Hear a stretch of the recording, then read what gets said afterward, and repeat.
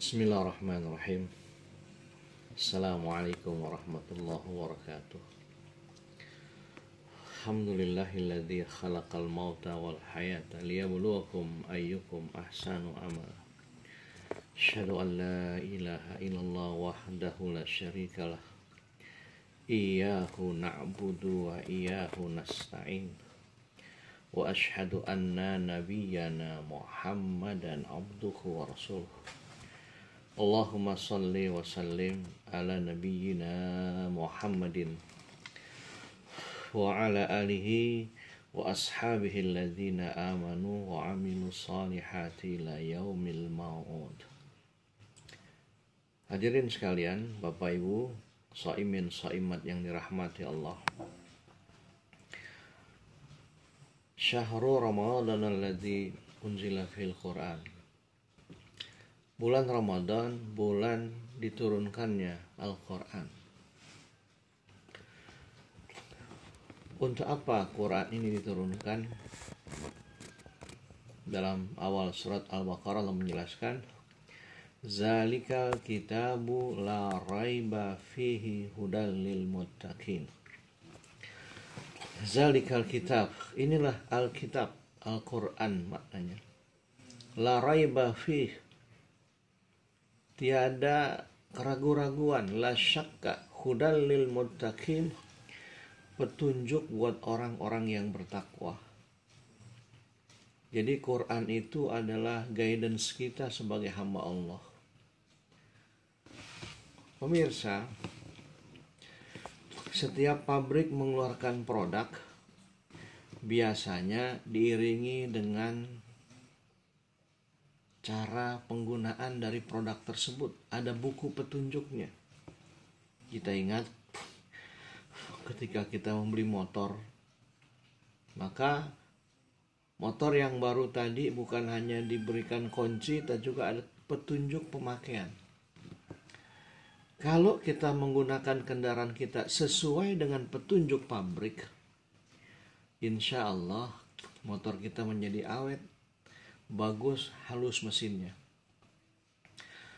Tapi kalau kita tidak sesuai dengan petunjuk, ya, misalnya mobil kita yang bagus ini harusnya diisi Pertamax, kita isi dengan premium, mungkin akan ada masalah di mesin kita. Atau kalau motor kita misalnya 2 tak, biasanya ada 2 oli, ada oli mesin, ada oli samping. Karena oli samping ini harganya mahal, kita berinisiatif sendiri. Oli samping kita ganti dengan kecap misalnya. Tuh, yang penting sama, kental dan hitam. Ini lebih murah, sepertiga harganya. Betul, bisa masukin. Tapi apa yang terjadi ketika berjalan? Motor kita mengalami rusak parah. Kenapa? Karena kita menggunakan motor kita tidak sesuai dengan petunjuk pabrik. Diri kita adalah produknya Allah. Maka Allah yang tahu. Ya. Allah yang lebih faham.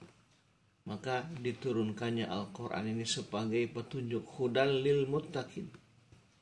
Petunjuk buat orang-orang yang bertakwa. Kenapa? Supaya kita aman, nyaman hidup di dunia dan selamat di akhirat. Jadi selama kita ikut petunjuknya Allah dan Rasulnya, insya Allah hidup kita akan selamat.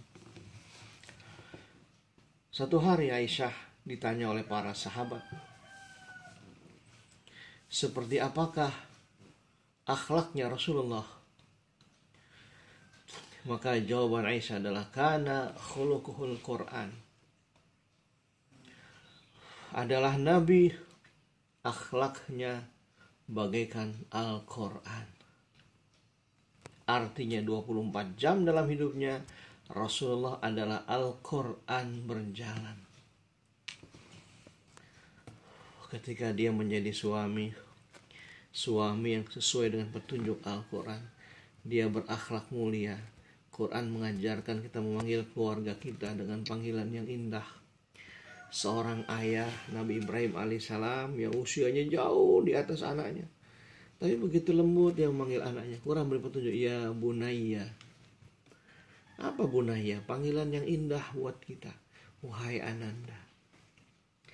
Kepada pasangan kita, Nabi memanggil dengan panggilan yang indah, ya Humairah, wahai yang berwajah merah delima. Bahkan Nabi mengatakan, khairukum li ahli wa ana khairukum li ahli, ma akraman nisa ila karim wa ma anahunna ila laim.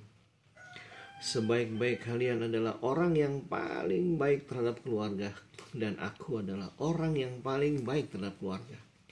Tidak memuliakan seorang istri melainkan suami yang mulia, dan tidak menghinakan seorang istri melainkan suami yang hina. Caranya berdagang menurut petunjuk Al-Quran. Ya. Bagaimana berdagang yang benar? Yaitu tidak mengurangi timbangan.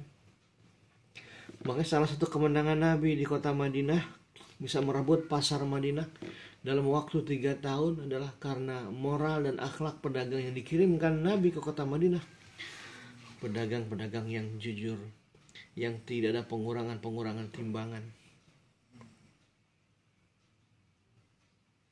Kalau kita jual gula 1 kilo, kita kurangi setengah on. Pembeli karena dengan kita hubungan baik, kenal baik, dia percaya di rumah, tidak menimbang ulang, langsung dia buka, digunakan. Di tiap gula kita kurangi setengah kilo. Kalau sehari laku 10 kilo gula, sudah berapa hak pembeli yang ada di kita? Sudah 30 tahun kita buka warung.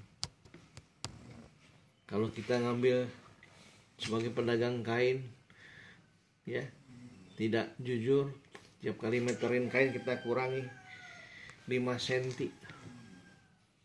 Karena kepewan kita dalam memeterkan baju, pembeli tidak merasa dan tidak tahu kalau kita curangi 5 cm tiap kali membeli. Satu hari ada 10 meter kain laku dari toko kita, berarti 50 cm hak pembeli ada di dalam diri kita. Maka Quran berikan petunjuk kita. Ketika kita berdagang, berbisnis, yang diperlukan adalah kejujuran. Dan Nabi adalah juga seorang pedagang, dan beliau orang luar biasa jujurnya.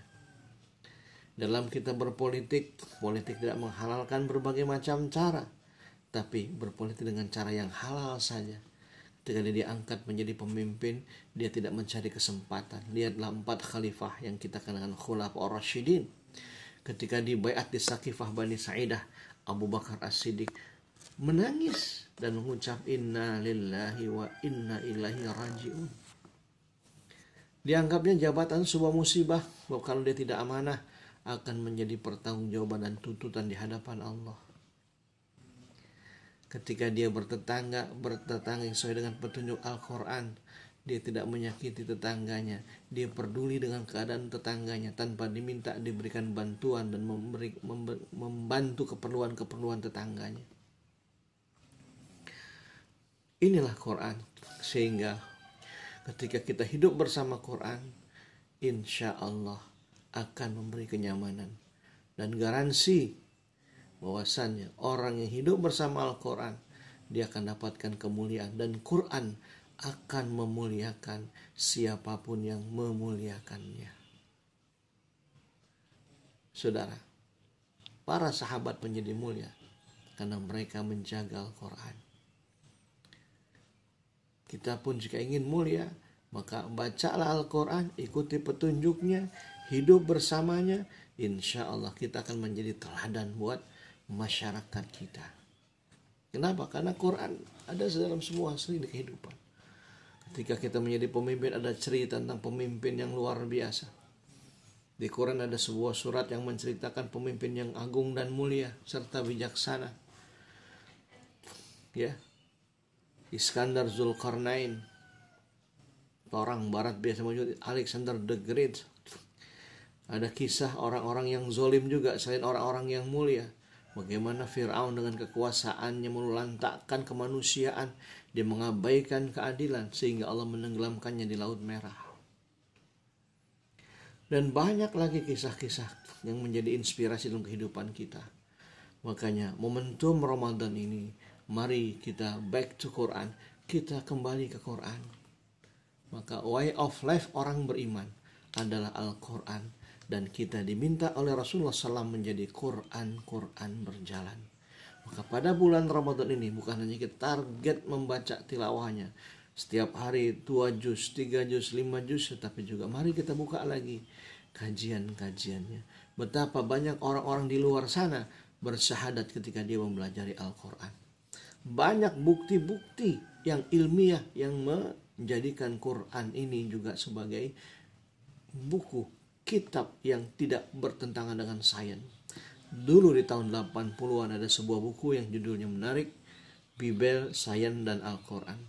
Buku ini membandingkan antara Quran dengan pengetahuan, Bibel dan ilmu pengetahuan. Kesimpulannya, antara Quran dan fenomena alam sama sekali tidak bertentangan. Oleh karenanya, mari kita mulia bersama Quran, hidup bersama Quran, maka Quran pun akan memuliakan hidup kita. Assalamualaikum warahmatullahi wabarakatuh.